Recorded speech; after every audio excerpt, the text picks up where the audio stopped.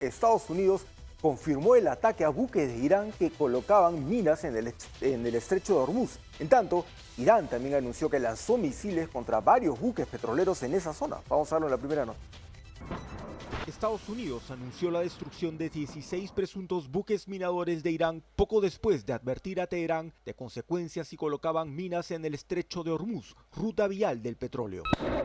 En un primer momento, el presidente Donald Trump informó de 10 naves atacadas, pero posteriormente el Comando Central ha subido la cifra a 16 en acciones destinadas a proteger la navegación de los petroleros. Por su parte, Irán anunció el ataque a buques petroleros de diferentes banderas en el estrecho de Hormuz. En tanto, el ejército de Israel ha lanzado una nueva oleada de bombardeos contra el sur del Líbano, señalando que el blanco fueron sedes terroristas y almacenes de la agrupación Hezbollah.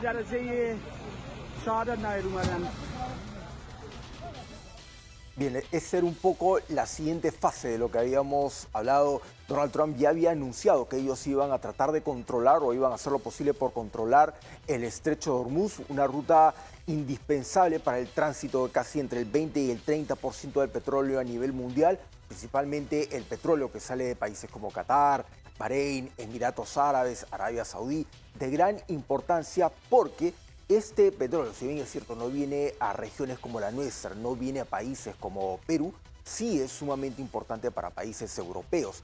De hecho, el 90% del petróleo que produce Irán va para China, o sea, lo negocian directamente con China. Hay otros buques que salen para Europa, principalmente porque los países europeos se abastecen de petróleo de Qatar, de países africanos como Nigeria, por ejemplo. También compra petróleo de India y China, que a su vez lo compran de Rusia. Pese a las sanciones, tienen negocios aparte y ellos lo adquieren de ahí y lo venden a su vez a países europeos. Y ahí es donde viene el gran tema. Estados Unidos está tratando de controlar el estrecho de Hormuz. Ellos hablaron inicialmente de 10 embarcaciones iraníes atacadas, luego dijeron que eran 16, pero Irán ha asegurado que también ha atacado buques petroleros que estaban tratando de cruzar por el estrecho de Hormuz. Y lógicamente esto hace que esta situación se vaya poniendo cada vez más complicada y más densa, ¿no?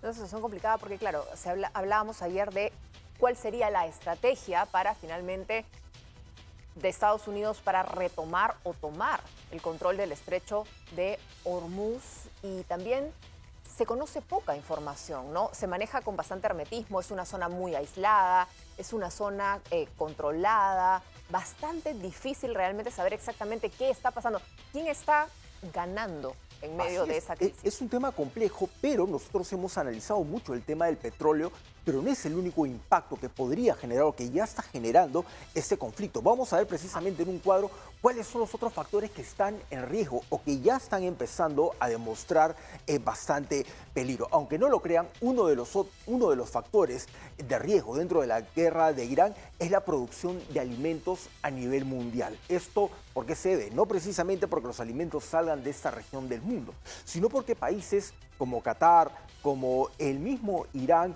Emiratos Árabes, son productores de fertilizantes nitrogenados que en su, digamos, para poderlos obtener necesitas principalmente gas. Producen gran cantidad de estos fertilizantes que salen de esa región del mundo y que en este momento no están pudiendo salir. Abastecen casi el 50% de la producción de alimentos en todo el mundo.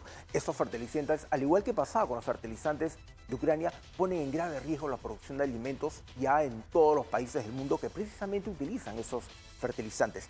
Salen de esa región del mundo y en ese momento están, lógicamente, esa salida de fertilizantes está paralizada justamente por el tema del conflicto. Hay otro grave problema también, que es la restricción global de medicamentos. ¿Por qué? Para que tengan una idea de la importancia que tiene India en la producción de medicamentos a nivel mundial, fabrican o producen casi el 60% de las vacunas que se usan en todo el mundo. Diferentes tipos de vacunas. Bueno, ¿qué es lo que tiene que ver India en todo este cuento?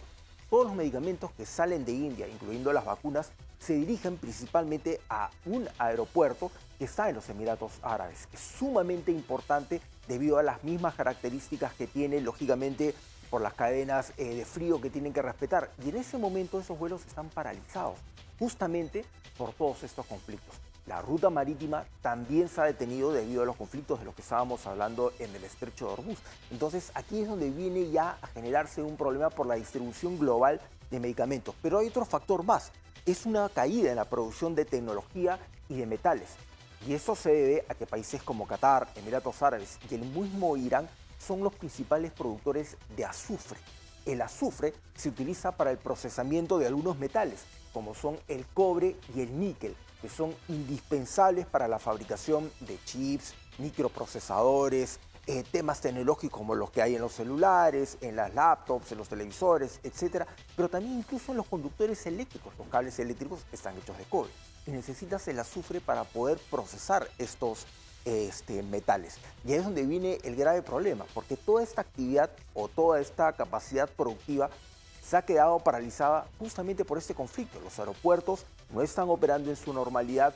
Hay puertos que se han visto afectados, que Irán incluso ha anunciado que ha atacado puertos. Varios países de esta región del mundo han revelado que sus puertos han sido blanco de ataques con esos drones kamikazes y obviamente esa actividad productiva empieza a resentirse. Y lógicamente, en ese momento no vamos a sentir el impacto de esto. Eso se va a empezar a sentir de acá a 2 o 3 meses. Hablaba hace un instante del tema de los fertilizantes, por ejemplo. Hay un estudio que revela que Estados Unidos casi el 30% o el 25% de los fertilizantes que va a utilizar en todo el año los compra entre marzo y abril. Y precisamente vienen de esa región del mundo. Una situación complicada porque, claro, son todos aquellos efectos. En el caso de los medicamentos, una necesidad, porque además ya tienes un mundo muy distinto cuando se trata de los precios, cuando se trata del acceso al mismo. Hay medicamentos que en Europa tienen un costo, en Estados Unidos otro, en Sudamérica otro, y normalmente son los países más pequeños, los países cuya capacidad de negociación es poco o nada, los que terminan últimos en la cola para abastecerse, para sustituirse. Lo vimos con el tema de las vacunas, ¿no? Así es.